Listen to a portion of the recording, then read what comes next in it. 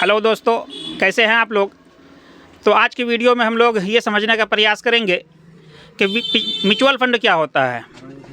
पिछले वीडियो में हम लोगों ने म्यूचुअल फंड पे ही बताया था, तो कुछ साथियों का सवाल भी आया और कुछ साथी चल के भी मेरे पास आए हैं।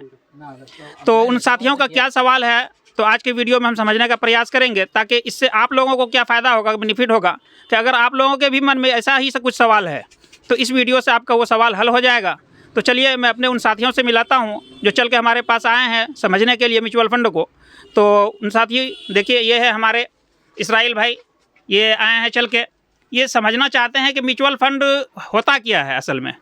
इनका सवाल था, हमने पीछे पूछा था कि आखिर आपका सवाल क्या है, आप म्यूचुअल फंड के बारे में क्या जानना चाहते थे। इसका जो सवाल है चलिए इनके मुँह से सुनते हैं। जी, शुक्रिया आफ्ताब भाई, आपसे मिलकर हमको बहुत खुशी हुआ।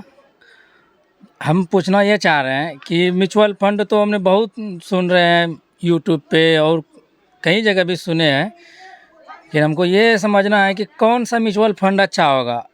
लार्ज कैप होगा या स्मॉल कैप होगा या मिड कैप होगा या फ्लेक्सी कैप होगा, किस में हम पैसा लगाएं जो हमको आगे चल के ज़्यादा रिटर्न मिले और सेफ रहे। जी, तो आपका सवाल ये था कि जैसे कि म्यूचुअल फंड कोई भी आप लोग भी खोलते होंगे तो उसमें आपको लार्ज कैप, मिड कैप और स्मॉल कैप और फ्लेक्सी कैप ये सब दिखता होगा, शो होता होगा। तो आपका ये सवाल था, तो पहले ये समझ ले कि लार्ज कैप होता क्या है।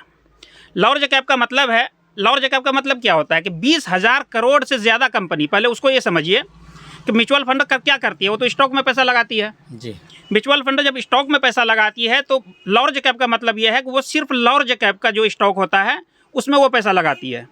और मिड कैप जो म्यूचुअल फंड होता है, मिड कैप का मतलब ये है कि जो मीडियम रेंज की कंपनियां हैं, स्टॉक है, उस कंपनियों में वो सिर्फ पैसा लगाती है, ठीक है। और स्मॉल कैप का मतलब, स्मॉल कैप म्यूचुअल फंड का मतलब ये हुआ कि जो स्टॉक मार्केट में छोटी कंपनियां हैं, छोटी छोटी कंपनियां हैं, उस कंपनियों में वो पैसा लगाती है।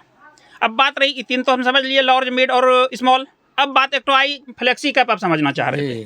फ्लेक्सी कैप मेरे ख्याल से, मेरा जितना अनुभव है, वो सबसे अच्छा म्यूचुअल फंड होता है। फ्लेक्सी कैप का मतलब ये होता है कि हम उसको, जो भी म्यूचुअल फंड मैनेजर होता है उनको हम अधिकार देते हैं कि आप लार्ज में भी पैसा लगा सकते हैं, वो अपने हिसाब से आपको, जिसमें हम ये बंधन नहीं दे सकते हैं उसको। जैसे स्मॉल में कैप में क्या हो गया कि हमने उसको बंधन दे दिया कि आप सिर्फ मेरा पैसा स्मॉल कैप में लगाएंगे।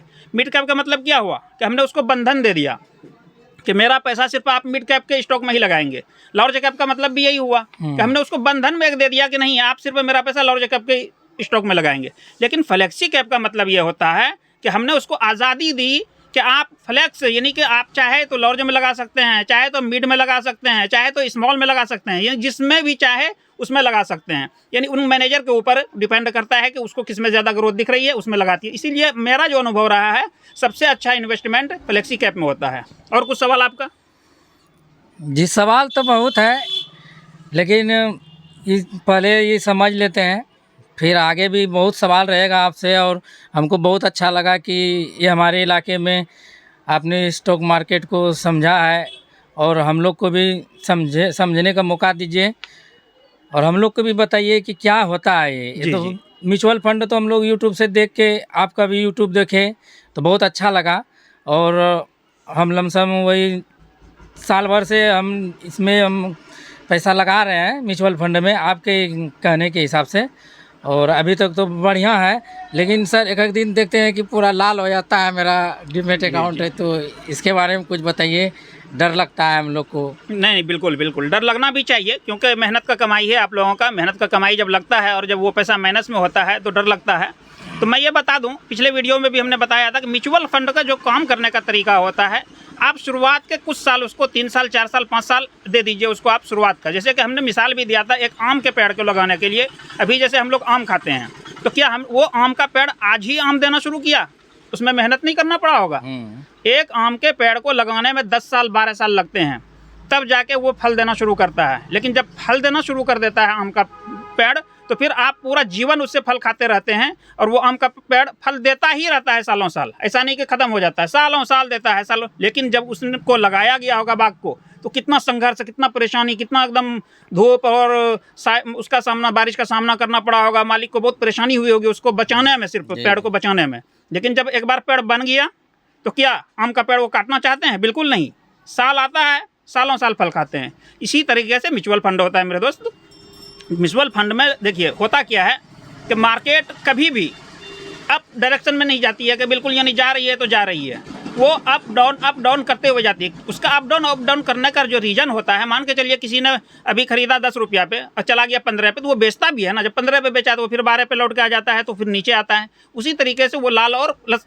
लेकिन हाँ, मैं शुरुआत में यही कहूँगा म्यूचुअल फंड में जो भी इन्वेस्ट करते हैं कुछ साल उसको दीजिए, बिल्कुल पेड़ के मानिंद। जिस तरह आम के पेड़ को आम खाने के लिए आप जिस वक्त लगाते हैं तो उससे क्या अनुमान रखते हैं, कुछ से आम खाएंगे, लेकिन उस वक्त आम उसमें नहीं मिलता है, कुछ सालों बाद मिलता है, कुछ साल उसको समय देते हैं। उसी तरह से म्यूचुअल फंड में भी फल मिलेगा, लेकिन उसमें आप समय दीजिए, 5 साल दीजिए। 5 साल के बाद जो आनंद आपको आएगा तो आपको फिर वो म्यूचुअल फंड बेचने का मन नहीं करेगा। जैसे आम का पेड़ आपके घर में अगर होगा तो आपका काटने का मन नहीं करता होगा, लगता काट के क्या मिलेगा, आएगा फल देगा, काट के क्या मिलेगा। उसी तरह से जब म्यूचुअल फंड आपका मैच्योर होने लगेगा, जब उसमें कंपाउंडिंग चालू हो जाएगी, तो आपको म्यूचुअल फंड बेचने का मन आपका नहीं करने लगेगा। ऐसा लगेगा क्या करेंगे बेच के इसको, ये तो हमको फल दे रहा है, ये तो रोज मतलब अंडा देने वाली मुर्गी मिल गई है हमको, रोज अंडा दे रही है, उसको हम क्या करेंगे।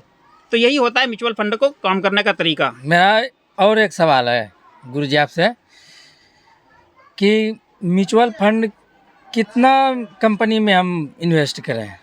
म्यूचुअल फंड देखिए जितना कम रखिए, आप लोग युवा है, नया है, म्यूचुअल फंड आपको अगर समय है लंबा समय अवधि है कि 10 साल 20 साल हम इसको चला सकते हैं, तो आप रेगुलर बेसिस पे, मंथली बेसिस पे आप 2 से 3 म्यूचुअल फंड को ही सेलेक्ट कीजिए। कोई ज़रूरी नहीं है, पूरा मकड़ जाल बनाने की ज़रूरत नहीं है कि 10-12 म्यूचुअल फंड 15 म्यूचुअल फंड हमने एकदम मकड़ जाल बना लिया, नहीं। 2 से 3 म्यूचुअल फंड को चुनिए, उसी में 2000 रुपये 1000 रुपये जो भी आपको होता है। अगर 3000 रुपये करते हैं तो तीनों म्यूचुअल फंड में 1000 रुपये डाल दीजिए, 5 करते हैं तो 2 में 2 कर दीजिए, 1 में 1 कर दीजिए। इस तरह से करके आप पोर्टफोलियो बनाइए। ज़्यादा लंबा चौड़ा पोर्टफोलियो बनाने की ज़रूरत नहीं है, क्योंकि जब रिटर्न देना होगा तो सब देगा, उतना ही रिटर्न देगा लगभग। तो ज़्यादा पोर्टफोलियो बनाने से कोई फ़ायदा नहीं है, कम में रहेगा, ज़्यादा अमाउंट रहेगा, अच्छा होगा आपके लिए भी। जी, आपका बहुत बात सीधा समझ में आता है, यही तो आपका अंदाज हमको ठीक लगता है कि आप सीधी टॉपिक पे आते हैं, ज़्यादा इधर उधर नहीं घुमाते हैं। बहुत अच्छा लगता है आपका जो बताते हैं स्टॉक मार्केट के बारे में, हमको तो बहुत सीखना है आपसे। फ़िलहाल म्यूचुअल फंड के बारे में और मेरा दोस्तों के भी सवाल था, इसीलिए हम आए आपके पास पूछने के लिए। और शुक्रिया आपका भाई, और हम लोग को मौका दीजिएगा स्टॉक मार्केट के बारे में, स्टॉक के बारे में कुछ पूछेंगे, लेकिन आज थोड़ा सा आज इतने सर रहने दीजिए। अगर ज़्यादा पूछ लेंगे तो मेरा सर के ऊपर से भी पार हो जाएगा, कुछ समझ में आना चाहिए हमको। जी, तो ये थे हमारे इस्राइल भाई जो चल के आए थे सीखने के लिए म्यूचुअल फंड को। इसको समझ में आ गया अच्छा से कि हमको कितना फंड में इन्वेस्ट करना है। नया आदमी क्या करते हैं, एकदम पूरा मकड़ जाल बना लेते हैं, 10 से 15 म्यूचुअल फंड को चुन लेते हैं, सब में कुछ ना कुछ वो इन्वेस्ट कर देते हैं। ऐसा नहीं करना चाहिए। कुछ ही गिना चुना म्यूचुअल फंड को सेलेक्ट कीजिए, उसी में तो आप पैसे डालते डालते थक जाएंगे। कितना पैसा आप डालेंगे, 10,000 रुपये मंथ डाल सकते हैं, 20,000 डाल सकते हैं। 20,000 भी अगर मंथ आप इन्वेस्ट करते हैं, SIP करते हैं, तो भी आपके लिए 2 से 3 म्यूचुअल फंड इनफ है। स्मॉल कैप का ले लीजिए, मिड का ले लीजिए, एक लार्ज ले लीजिए, खूब ज़्यादा अगर आप तो आप एक फ्लेक्सी ले लीजिए, बस इसी से आपका काम चल जाएगा। तो चलिए आज के वीडियो में हम लोग यहीं तक समझते हैं, फिर अगले वीडियो में हम लोग और दूसरा टॉपिक को समझने का प्रयास करेंगे। फिर और कोई क्वेरी होगा आप लोगों का तो कमेंट बॉक्स में ज़रूर बताएंगे। एक सवाल और करेंगे गुरुजी आपसे। हाँ बोलिए।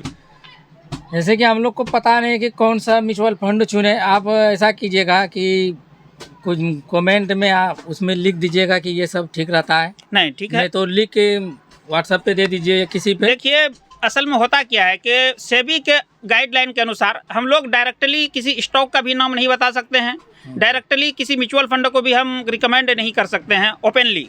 ऐसे ठीक है, आप आइएगा, मैं बताऊंगा कि किस में कर सकते हैं। तो चलिए आज के वीडियो में आप लोग इस वीडियो को देखिए और फ़ायदा उठाइए। मेरे यूट्यूब चैनल आर्या अनमोल को सर्च कीजिए, सब्सक्राइब कीजिए, लाइक कीजिए और कमेंट ज़रूर कीजिए कि आपको हमारा ये वीडियो कैसा लगता है और आपको इस वीडियो से कोई फ़ायदा हो रहा है या नहीं हो रहा है, या आपको और किसी अन्य बारे में जानकारी चाहिए म्यूचुअल फंड को लेकर या स्टॉक मार्केट को लेकर, तो आप लोग ज़रूर कमेंट कीजिएगा। तो चलिए आज के वीडियो में इतना ही। आप लोग वीडियो से फ़ायदा उठाइए और अपने दोस्त यार रिश्तेदार को शेयर कीजिए, ताकि उन लोगों को भी जानकारी प्राप्त हो और वो लोग भी भविष्य के लिए कुछ तैयारी कर सके। तो चलिए शुक्रिया।